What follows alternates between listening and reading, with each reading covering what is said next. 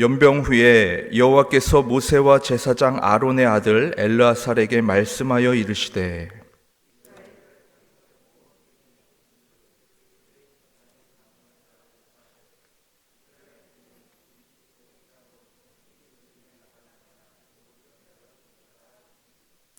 '모세와 제사장 엘르아살이 여리고 맞은편 요단가 모압 평지에서 그들에게 전하여 이르되,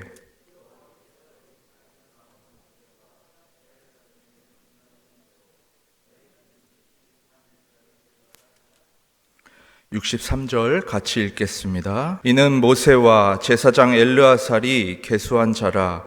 그들이 여리고 맞은편 요단가 모압 평지에서 이스라엘 자손을 계수한 중에는 모세와 제사장 아론이 시내 광야에서 계수한 이스라엘 자손은 한 사람도 들지 못하였으니, 이는 여호와께서 그들에게 대하여 말씀하시기를 그들이 반드시 광야에서 죽으리라 하셨음이라. 이러므로 여분네의 아들 갈렙과 눈의 아들 여호수아 외에는 한 사람도 남지 아니하였더라. 아멘. 오늘 본문 민수기 26장은 민수기가 왜 민수기라는 이름이 쓰였는지 잘 보여주고 있는 장입니다. 민수기라는 말의 의미는 백성들의 숫자를 세다라는 그런 의미를 가지고 있는 것이죠. 민수기에서는 하나님이 총 2번 이스라엘 백성의 인구수를 세어보라 명령하셨습니다. 첫 인구조사는 민수기 1장입니다. 애굽을 탈출한 사람이 과연 몇 명인지 1세대들의 인구조사를 시작하셨습니다. 그리고 두 번째는 바로 오늘 본문 26장입니다. 바로 광야 1세대들이 다 죽고 광야에서 태어난 2세대들이 남은 상황에서 하나님께서는 다시 새롭게 백성들의 인구수를 조사하라고 그렇게 명령하셨습니다. 오늘 인구조사가 특별한 이유는 그들이 민수기 25장에서 하나님 앞에 범죄해 큰 징계를 받은 후에 인구조사를 시행했다는 사실입니다. 모압 여인들과 음행 후에 하나님은 연병으로 그들을 심판하셨습니다. 또 이 일뿐만 아니라 민수기 21장에서도 이스라엘 백성들이 하나님을 원망하다 불뱀에 물려 죽은 사건이 있습니다. 이렇듯 이스라엘 백성들의 범죄와 징계 사건이 있은 후에 하나님께서는 인구조사를 하도록 명령하셨습니다. 그래서 이 시간 오늘 본문을 통해 이 세대들의 인구조사가 과연 어떤 의미가 있는지 두 가지로 나누어 보며 하나님의 음성을 듣는 이 새벽 시간 되기를 바랍니다. 첫 번째, 이 세대 인구조사를 통해 알 수 있는 사실은 광야 40년은 바로 불순종과 반역의 역사였다는 사실입니다. 인구조사의 결과를 보면 민수기 1장에서 했던 인구조사와 오늘 본문의 인구조사한 숫자에 차이가 있습니다. 민수기 1장에서 계수된 20세 이상의 성인 남자는 60만 3,550명이었습니다. 그러나 오늘 본문의 인구는 60만 730명이 계수되었습니다. 바로 처음 인구수보다 1,830명이라는 숫자가 줄어들게 된 것입니다. 오늘날에야 한 가정에 보통 한두 명을 낳기 때문에 별거 아니라고 생각할 수 있겠지만, 그러나 고대 사회에서 자식을 낳으면 보통 3명에서 4명 이상씩, 많게는 10명 이상씩 가졌다는 것을 우리가 생각해 볼 때에 많은 숫자가 줄어든 것이죠. 그러니까 특별한 이유가 없으면 아무리 광야 생활을 했다고 하더라도 자연히 인구수가 늘어야 된다는 것은 당연한 것입니다. 그래서 그들이 광야 40년의 생활 중에서 인구수가 줄어들었다는 것은 그들에게 분명 큰 문제가 있었음을 시사해 주고 있는 것입니다. 바로 앞서 말한 대로 하나님 앞에 반역을 하다가 큰 심판을 당했고, 또 원망과 불평을 하다가 징계를 받는 일이 광야 생활 내내 계속되었다는 것입니다. 다시 말해 백성들의 인구수가 줄었다는 것은 그들이 하나님 앞에 그만큼 반역하며 불순종한 삶을 살았다는 것을 보여주는 증거라는 것입니다. 그럼 성도 여러분, 이스라엘 백성의 인구수가 줄었다는 이 사실이 오늘날 우리에게 주는 교훈이 무엇입니까? 우리가 때때로 짓는 하나님을 향한 크고 작은 반역과 불순종과 불신앙이 있습니다. 그것들이 반드시 우리 삶에 악한 영향력을 행사한다는 사실을 오늘 본문을 통해 깨닫게 됩니다. 이스라엘 백성의 번성하지 않고 수요가 줄었다는 것은 죄로 인한 나쁜 영향력이 반드시 있다는 것을 오늘 본문을 통해 깨닫게 되는 것입니다. 우리는 하나님의 자녀입니다. 그래서 하나님의 자녀에게 있어서 죄 때문에 당하는 어떤 삶의 고난과 어려움은 결코 멸망이 아닙니다. 그저 우리를 선한 길로 또 의로운 길로 인도하시는 하나님의 또한 섭리이고 징계일 뿐입니다. 그러나 멸망이 아니라 징계라고 할지라도 여러분, 우리 삶의 어떤 부분으로도 죄의 결과가 반드시 따라올 수밖에 없다는 것을 오늘 본문을 통해 명심하며 나아가는 저와 여러분 되길 원합니다. 이 부분에서 저는 다윗의 간음 사건이 떠올랐습니다. 다윗은 어떻습니까? 정말 다윗의 침상을 적시는 철저한 회개를 통해서 다윗은 하나님께 결국 죄를 용서받았습니다. 그러나 여러분, 밧세바와 간음을 통해 잉태된 생명이 어떻게 되었습니까? 하나님께서는 그 생명을 결국은 거두어 가신 것이죠. 따라서 여러분, 우리가 그리스도인으로서 이 세상을 살아갈 때 우리가 사사로이 짓는 모든 크고 작은 죄들이 결코 가볍지 않음을, 그래서 우리가 결코 가벼이 바라보지 말아야 할 것을 알려주고 있는 것입니다. 하나님은 사랑의 하나님이십니다. 하나님은 십자가에서 예수님을 죽일 만큼 우리를 사랑하십니다. 그러나 하나님이 이토록 태양보다 뜨겁다 할지라도 우리의 죄, 우리의 사소한 반역, 우리의 불순종까지도 사랑하시지는 못하십니다. 사도 바울은 자신을 죄인 중에 괴수라고 했습니다. 왜 사도 바울이 자신을 괴수라고 고백하고 있습니까? 사도 바울이 믿음의 삶을 살아갈수록, 성화의 삶을 살아갈수록 아주 작은, 사도 바울 내면에 있는 티끌같이 작은 죄악까지도 하나님 앞에 얼마나 큰 죄인가 그는 깊이 탄식했기 때문입니다. 깊이 인식했기 때문입니다. 한국 루터 연구센터에서 진정한 성화란 무엇이냐라는 특강이 열렸다고 합니다.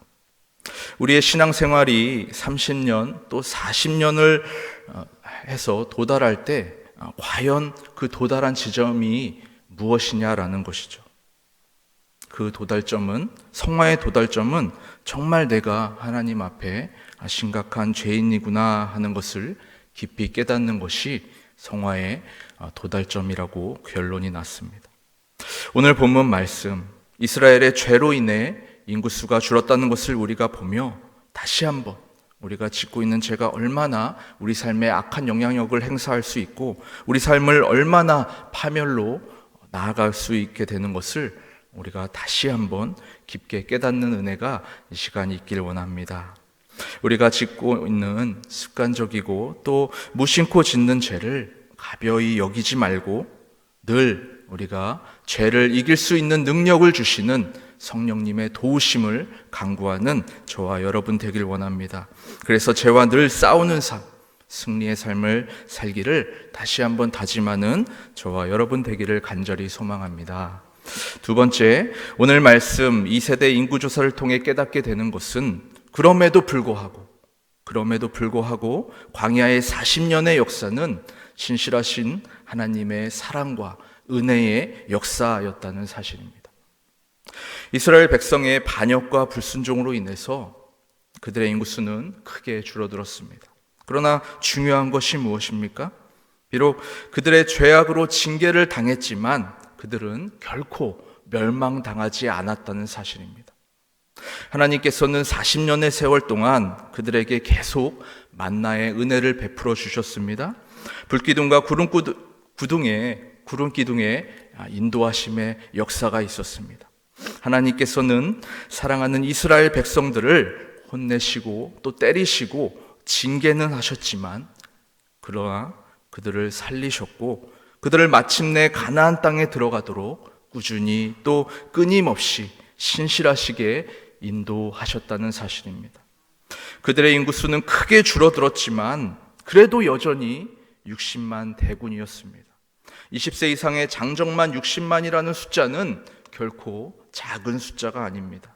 광야 생활 40년 동안 역시 그들은 이 세대 모두 전멸할 수 있었지만 놀라운 하나님의 은혜가 있기에 이스라엘 백성들은 여전히 건재하였고 가나안 땅을 향해 힘차게 전진할 수 있었다는 것입니다.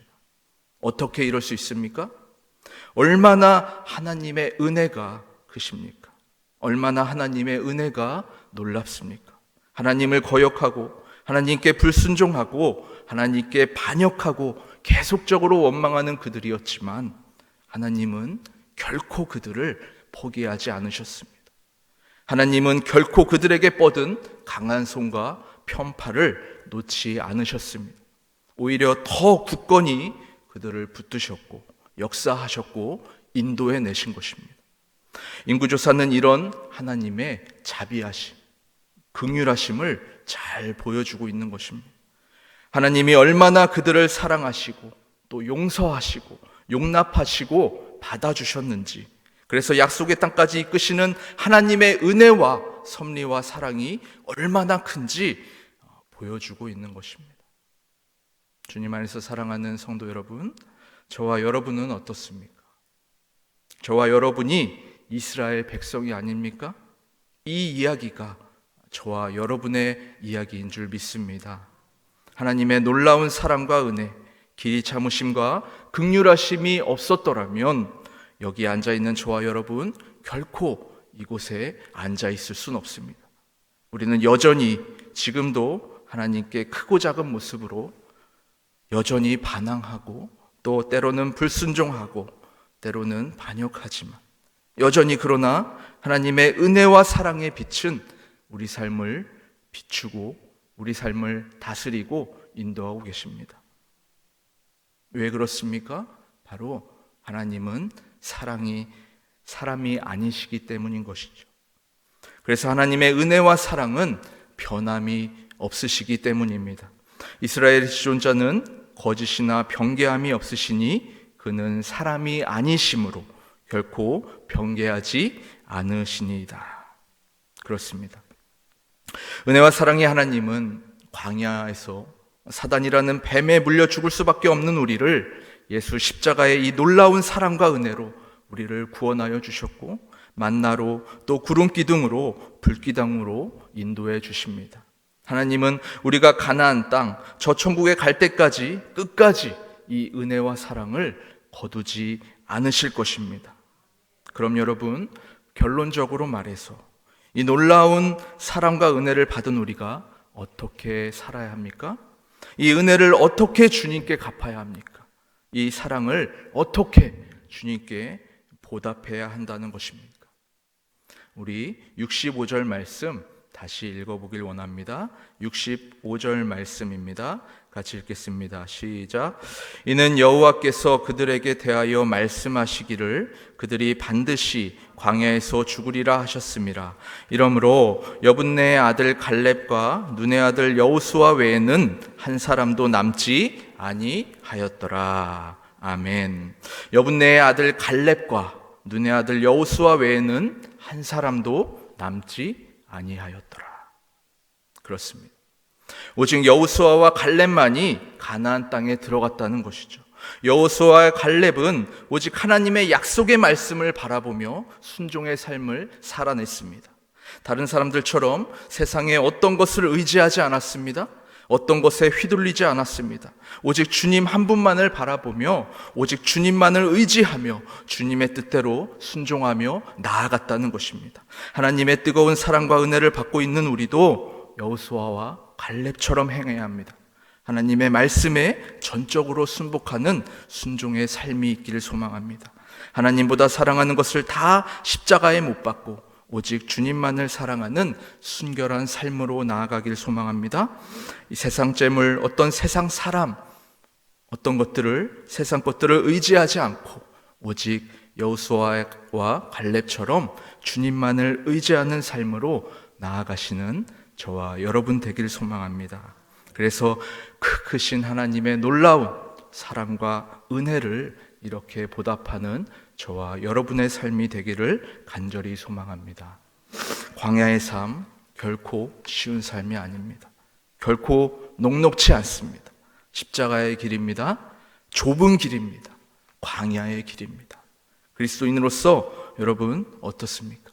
세상을 살아간다는 게 점점 힘들어지는 이 시대를 우리는 살아가고 있습니다. 그러나 여러분, 우리의 인생길에 주님이 주인 되십니다. 주님이 함께 하시고 우리를 향한 하나님의 은혜와 사랑은 여전히 우리 삶에 계속되고 있고 영원할 것입니다. 변개치 않으십니다. 이 은혜의 힘이 있기에 우리는 오늘 하루도 담대히 여호수아와 갈렙처럼 가나안 땅 저 천국을 향해 담대히 나아갈 수 있는 것입니다. 저와 여러분, 이 하나님의 은혜와 사랑에 힘입어 오늘도 믿음으로 승리하는 삶을 살기를 다짐하는 우리가 되길 원합니다. 그래서 하나님을 기쁘시게 하는 저와 여러분의 복된 삶을 더욱더 살아가시는 우리가 되기를 주님의 이름으로 간절히 축원합니다. 기도하겠습니다. 우리의 광야 같은 인생길을 구름기둥, 불기둥으로 인도하시는 은혜와 사랑의 하나님 아버지, 때로는 우리도 이스라엘 백성들처럼 불순종과 불신앙의 모습을 보일 때가 있음을 고백합니다. 주님, 우리를 불쌍히 여겨주시고 긍휼을 베풀어 주시옵소서. 하나님, 오늘 주신 말씀처럼 이스라엘 백성이 반역하고 불순종의 죄로 인해 백성들의 숫자가 줄어든 것을 기억하게 하여 주옵소서. 우리의 삶에 사소하게 짓고 있는 죄악에 더욱 민감하게 반응하는 우리가 되게 하여 주옵소서. 죄가 얼마나 우리의 삶을 파괴하는지, 하나님께서 주시고자 하는 복을 얼마나 죄가 가로막는지 깨닫는 은혜 허락하여 주시옵소서. 그러나 하나님, 그럼에도 불구하고 우리의 죄인됨에도 불구하고 하나님의 놀라운 은혜와 사랑의 섭리가 우리 삶에 감싸고 있음을 확신하며 나아갑니다. 태양보다 뜨거운 주님의 사랑, 주님의 선하시고 인자하심의 섭리와 강한 손과 편팔로 우리 삶을 이끄시는 그 위대한 주님의 역사가 우리의 영혼을 가나안 땅 저 천국으로 인도하고 계심을 또한 믿고 다시 일어서는 우리가 되게 하여 주시옵소서. 주님, 오늘 주신 말씀처럼 여호수아와 갈렙처럼 주님을 언제나 의지하고 세상의 어떤 것들을 멀리하며 세상의 어떤 상황이나 환경 바라보지 않고 오직 주님만을 바라보며 주님의 말씀에 순종하는 삶, 믿음으로 승리하는 삶을 더욱더 다짐하며 나아가는 우리 양일교회 모든 주님의 권속들 되게 하여 주시옵소서. 오늘 하루의 삶도 주님이 이끄시는 구름기둥, 불기둥을 따라 사는 하루하루 주님만 바라보며 주님만을 의지하며 나아가는 우리 모두가 될 수 있도록 주님, 성령님 함께하여 주시옵소서. 감사드리며 우리의 부활 생명 되시는 예수님의 이름으로 간절히 기도하옵나이다. 아멘.